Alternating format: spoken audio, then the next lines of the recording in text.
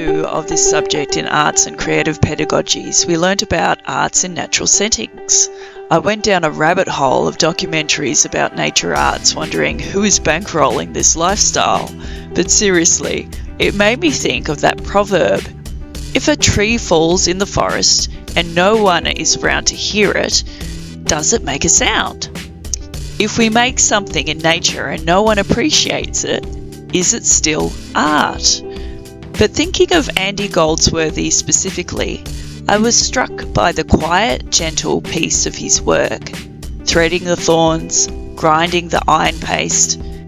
How therapeutic it is and how countercultural that is today, especially with our state of hyper-distractedness. And that has permeated into the lives of families and children. And reclaiming time in nature with stillness is key to restoring regulation and balance in the early learning space. So I wanted to give it a go for Artefact too. I went to one of my local green spaces and spent a few hours setting up a very basic nature installation using found objects from the site. My first step was to acknowledge the First Nations heritage of the land on which Haig Park is situated, that being Ngunnawal country. There is a sign at the entrance about the United Ngunnawal Elders Council graciously gifting the word Ngala, that means many trees, for this space, as 2 centuries prior it had been cleared and replanted as a windbreak. I weaved through the pine trees looking for points of interest and chose this eucalyptus tree as my favourite feature. I'm not sure if this tree was originally here and taken down for safety reasons, or brought in from another site, but it's magnificent. It's been segmented and arranged as a seating and balanced play area in the park.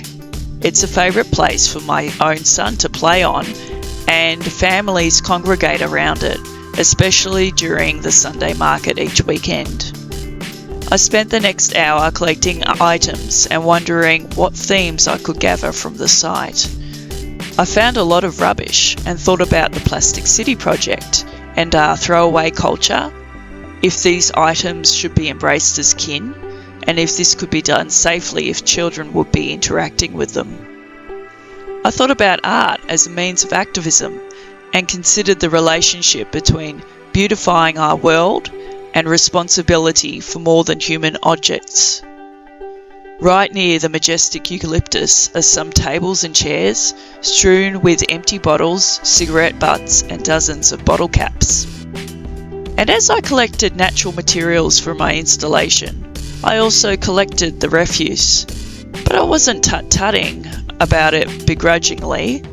I was curious, thinking, this is evidence of people meeting together. This is how our culture gathers. It just made me wonder about our culture. Is our culture careless towards nature? Could we teach environmental carefulness to our children? How might we do that in ways that doesn't stigmatise others? Among the items scattered throughout the park, I came across a postcard. It was a collaboration between Australia Post and Beyond Blue, with a beautiful graphic image of a fairy wren and native flora. It shared the motto, "When we connect, we feel better." I drew from this the inspiration for my artefact, Ngala Connection. I would connect the eucalyptus stump segments together using twigs and branches found throughout the wider space, as if they were satellite hubs communicating with each other. I gathered fallen twig lengths from around the place. Some weren't the right length, so I needed to get creative, and using vines, I strung them together to fit snugly between the stumps. I would have liked to have added more decorative elements, but I didn't want to pick anything, opting for using what was loose on the ground. I love this experience. I think I'll do it once a term as a reflective practice, returning to the same site to see how it changes with the seasons. A week later, my husband and I were walking past the grand eucalyptus, and I couldn't resist seeing if there were any remains of my artefact, and I was surprised to see that one of the stick bundles, bound by green vines, was hanging out by the stumps, and the rest were all out on stickman adventures, probably playing with various neighbourhood dogs. This was a really enjoyable experiment, and I love that nature art like Andy Goldsworthy's is included in the creative pedagogy subject. I'm a huge advocate for doing more of this kind of work with young children.